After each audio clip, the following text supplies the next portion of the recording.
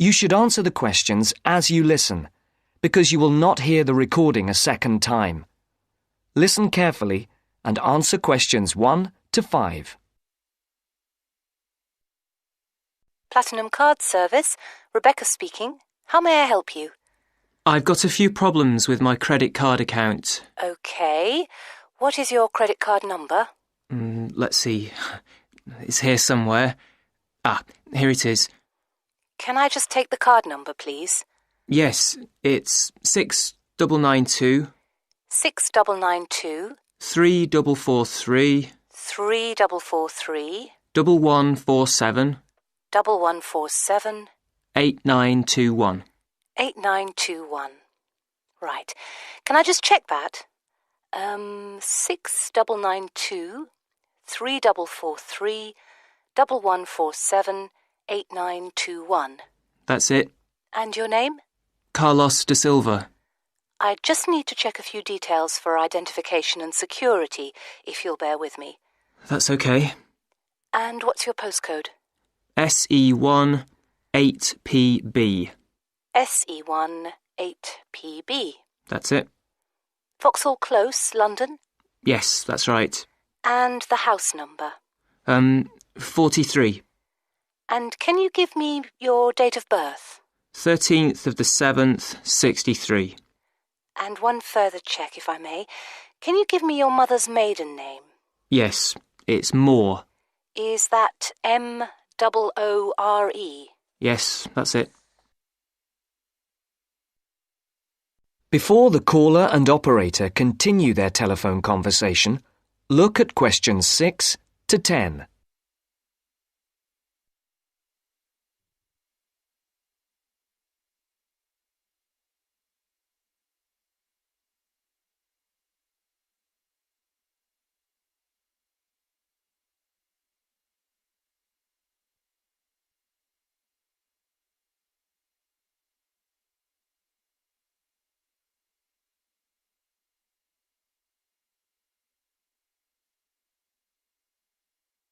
Now listen to the next part of the conversation and answer questions 6 to 10.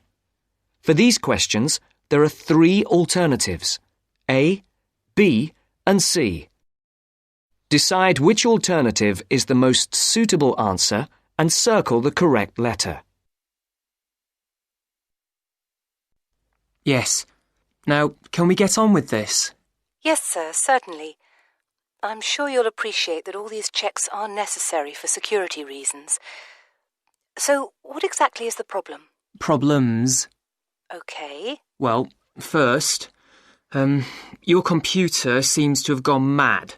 I sent you £500 and on the statement for the account it shows that I only paid £300. Yes. The account does only show £300 was paid. Well, I paid the £500 in at the bank and I have my receipt, and my bank statement shows that £500 has been taken from my account. Oh, I see.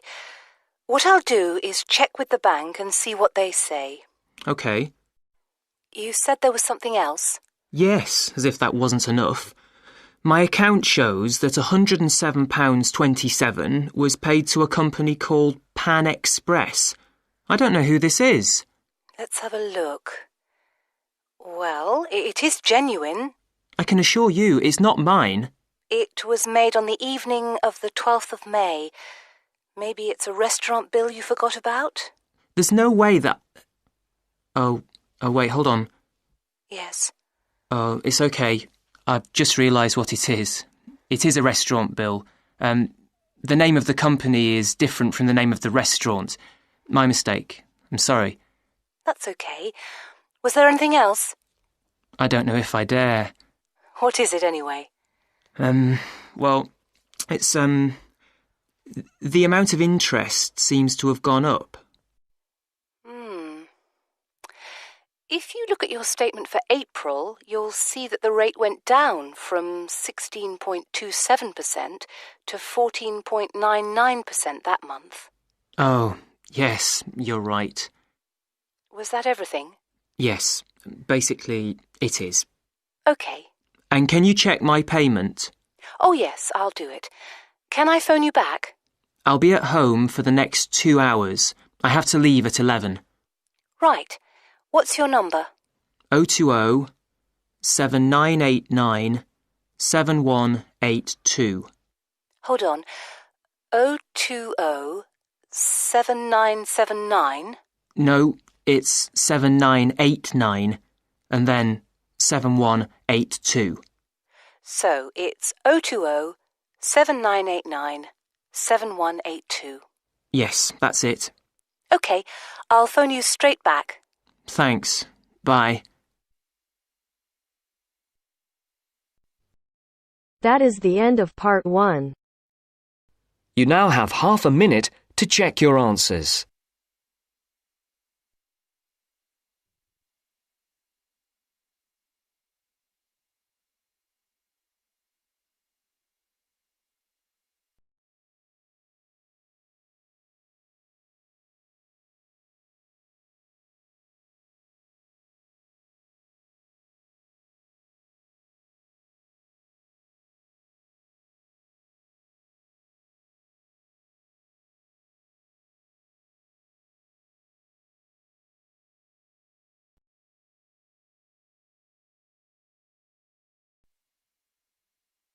Now turns to part 2.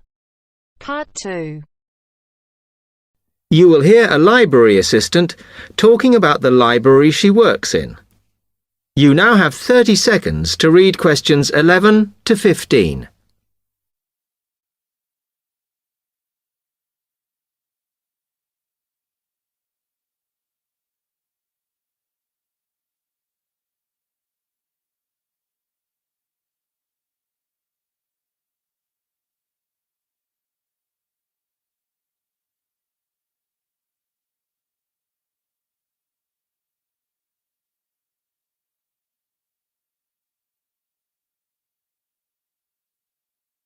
Hi, can I help you? Yes. I wanted to join the library. Okay. First of all, let me show you around the library and explain a few things for you. Okay, now we're here at the main entrance. You can see the reception, which is where you bring back and take out books. And also, we can order books and answer your questions there. Next to the reception, where you can see those old desks, is where we keep the magazines, because you can sit down and read there. They're divided into sections for sciences, geography, arts, etc. Then, at the back of the library, you can see the section for old books. Next to that is where the books proper start. That used to be the science section, but now on those shelves you'll find the art section. We had a big reorganisation in the summer, which I think has made it clearer. The numbering is standard, so you should be able to find what you want quite easily. However, if you can't find something, it probably means it's been borrowed. Okay, then in the corner next to the reference section is where we thought it was quietest and away from the phones and printers and things, so we've put the study desks there. They all have computer access if you need it for your laptop. We do ask that you don't just read magazines there, though. Okay, then there's the reference section, where you can look up the files. Then, as we come back to the main entrance, is the next section, where we used to have the languages. It got very busy and noisy, so when we moved everything round, we decided to put the law books here. Also, because it's a smaller section, it fits quite well here. Okay then, we're back at the main entrance. Over there, by reception, there's a door that goes to the extension. And we have further sections, such as languages and study desks through there. So you could have a look round when we've finished. Then, just between reception and the door here, is where we decided to put the computers. But the computer magazines are in the magazine section. as we found too many went missing here. OK, is that everything? You now have 30 seconds to read questions 16 to 20.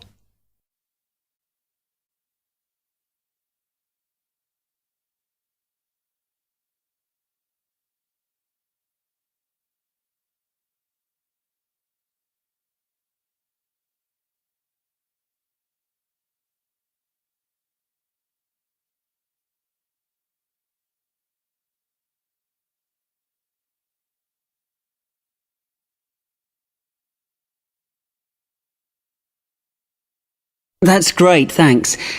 Can you just tell me a bit about borrowing and the rules and whatever? Of course. Over the last 2 months, we've been introducing a new system for this, and you can now take books out for 6 weeks. That's generally enough for most people. We usually get books back within 30 days. Of course, you may decide to renew the period. You used to have to come in to get the book stamped because we don't like doing it over the phone, as there's no record of it. But now you can do all that via email. Oh. If you do forget to renew, then we do make a charge, I'm afraid. That helps our costs, of course, but we do insist on it. The good news is that there is only one charge. I know some libraries charge £1 for 1 week and then it goes up with each week it's late. We ask for £1.50 as we think that's high enough to stop people being overdue. The other thing you may want to know is what you do about books that are not on the shelves. We do have a system for reserving them. All you have to do is fill in a yellow form behind those blue ones on the desk and give it to someone at reception. We'll let you know when it comes in. Also, sometimes you will need a journal article that we don't have but can get from other libraries. So we offer an ordering service if you need it. Now, if you'd like to fill in this form here.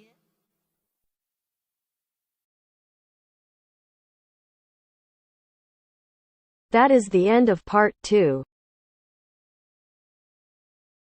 You now have half a minute to check your answers.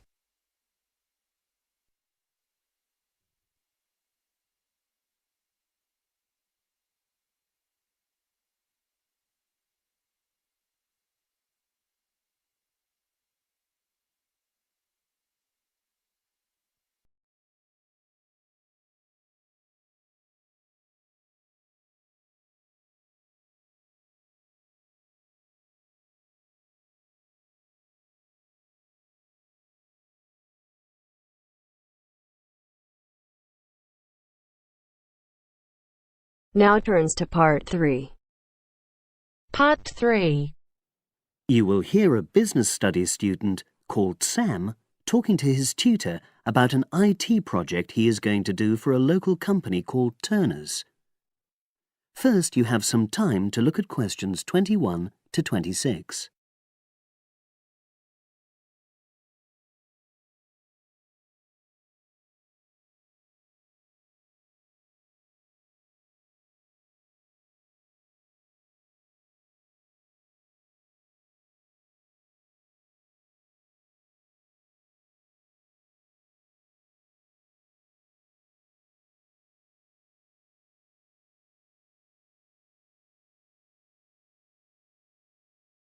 Now listen and answer questions 21 to 26.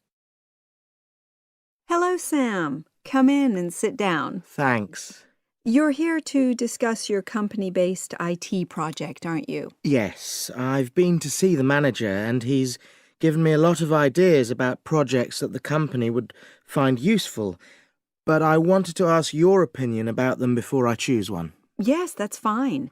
Now, this company's called Turner's, isn't it? That's right. It's a small engineering company. They make machine components for trade use. They're well established. They started in 1976, but they're a bit old-fashioned. Okay. And what kind of projects did Turner's suggest you could do for the company? Well, they want some improvements made to their customer database.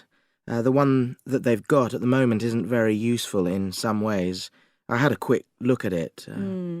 That would be a very straightforward project, and it'd be simple enough to evaluate, but I don't think you'd get enough out of a project like that. You wouldn't learn anything new. Well, another project they suggested is to do with their online sales catalogue. At the moment, customers can look at their products, but they can't actually order them online, which must affect their competitiveness. But I said I thought it would take too long. It's quite a big task. You're right, it's too much for the time you've got. It's a pity, though. Then they want some help with their payroll system. At the moment, the way they calculate pay involves a lot of manual accounting. I suggested they could have a system where employees register electronically when they arrive and leave work, so the hours they do could be transferred automatically. I think you'd get a lot out of a project like that. It would extend your skills, but it wouldn't be too much to take on. A student did something similar a couple of years ago, but this is slightly different. Well, then they need help with their stock inventory. They do everything manually. Really? Yes, and it takes so much time. It's probably very inaccurate, too.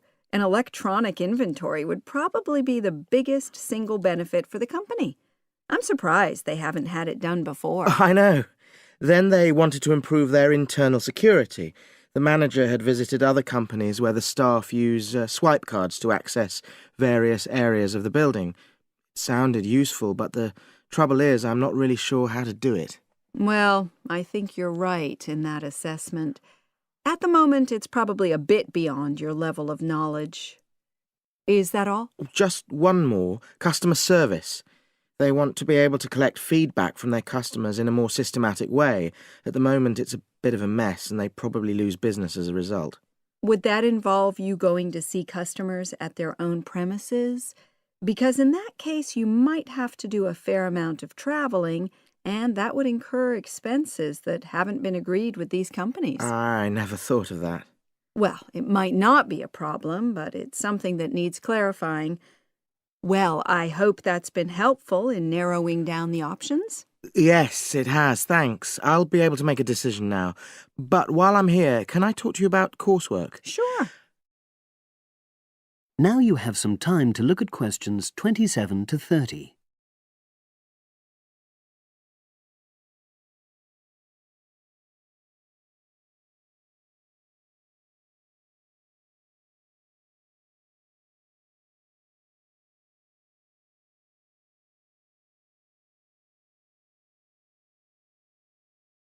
Now listen and answer questions 27 to 30. I'm not very happy about the way our group assignment is working. There are some problems. Oh dear. Are people just not getting on with each other? That's the worst thing. Actually, we're all friends. It's not that. But when we're having a discussion about the assignment, one or two people end up doing all the talking and the rest don't say anything. It's a bit frustrating because we need plenty of debate. Well, that's a common observation. You're studying in a group with people from all over the world, and you all have your own ways of participating. In some places, students are more used to listening than talking, and vice versa. I suppose you're right. I'll try to remember that. Does everyone pull their weight as far as sharing the workload is concerned? I'd say they do, yes. And our group elected a leader. She's very good at making sure no one's overloaded. But personally, I feel that there are just too many of us in the group. Whenever we try to arrange a meeting, there's always at least one person who can't make it. It's not anyone's fault, it's just that we've all got slightly different timetables. Well, I'm glad you've talked to me about it. Feedback is always useful. Is there anything else you're concerned about? There are a couple of problems with lecturers that all the students are talking about. Last semester, we had negative feedback about the way lectures were organized. There were several occasions when the wrong room had been booked or the same room had been booked twice, that sort of thing. Is that still a problem? That hasn't happened at all as far as I know. Oh, good. It's sorted out then. But I don't know the reason, but Some of the staff often turn up late, so we miss 10 or 15 minutes of our lecture time. It might be because they've been copying handouts for students. I think there's a queue for the machine sometimes. Well, I'll look into that. Thank you for telling me. Anything else? The other thing is that it can be very difficult to get to see a lecturer individually. They're all very supportive and friendly when you do manage to find them, but often they're not in their office, even at times when they're meant to be available for consultation. Okay, that's helpful. Now, before you leave, That is the end of part 3. You now have half a minute to check your answers.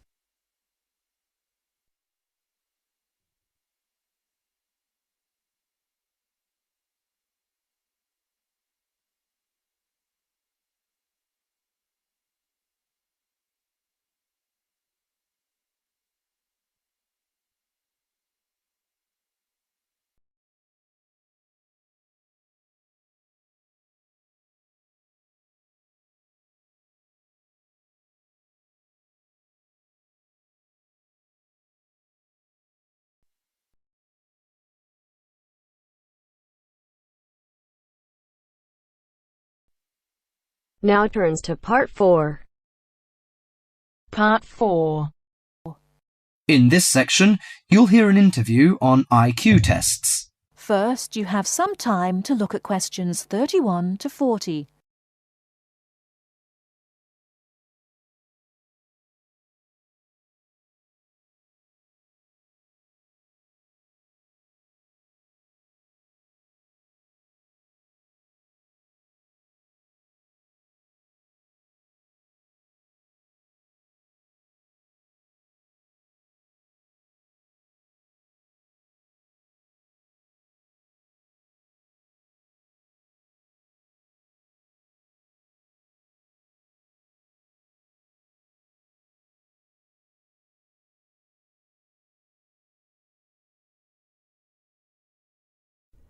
Now, listen carefully and answer questions 31 to 40.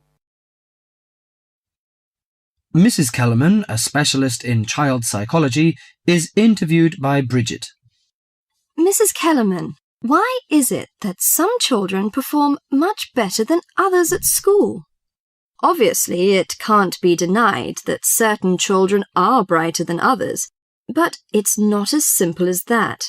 A lot of emphasis is placed on intelligence measured by tests, so-called IQ tests, which only measure certain types of intelligence, such as basically linguistic and numerical skills, or reading and mathematics to put it plainly, which is unfortunate because some children are bound to suffer. A good example was a friend of mine's son who was kept out of the top class at school because of his average IQ. That's around 100. His father, though he had no idea his son was going to be an architect, always said he was a clever child. Apparently, he was able to picture things in his mind and draw accurately at a very early age. The point is that his university life might not have been so difficult if his ability had been recognized sooner. What you're saying, then, is that some children have abilities that are not easy to measure, that aren't appreciated by many schools. Precisely. And if these schools are not spotted sufficiently early, they cannot be developed. That's why, in my view, there are so many unhappy adults in the world. They are not doing the things they are best at. What are those other kinds of intelligence? How can we recognize them in our children? Well, take musical talent. Many children never get the chance to learn to play an instrument, but while they might not become great artists or composers, they may get a lot of pleasure and satisfaction. Musically gifted children are fascinated by all kinds of sounds, car horns, animal noises, and so on, and they can easily recognize tunes and sing them in key. How can a parent encourage them? Sing to them and teach them new songs. Buy a piano, or even a cheap instrument such as a recorder. If you can afford it, send them to music lessons as soon as possible. Play recordings of different instruments to them. What about a child who is good at sport? Could that be described as a form of intelligence? Most certainly. We psychologists call it motor or bodily intelligence. These children move gracefully and handle objects skillfully. A child who finds it easy to take things apart and use various tools may well become an engineer with the right encouragement. We should give them models to make and take them to science museums. However, unless these children are also good with words and numbers, they will probably not do well in school examinations. Is there anything a parent can do to help in this case? Yes, it may be worth spending money on private lessons, but, hardly anyone is good at everything. In my opinion, a child should be judged on his individual talents. After all, being happy in life is putting your skills to good use, no matter what they are. That is the end of part 4.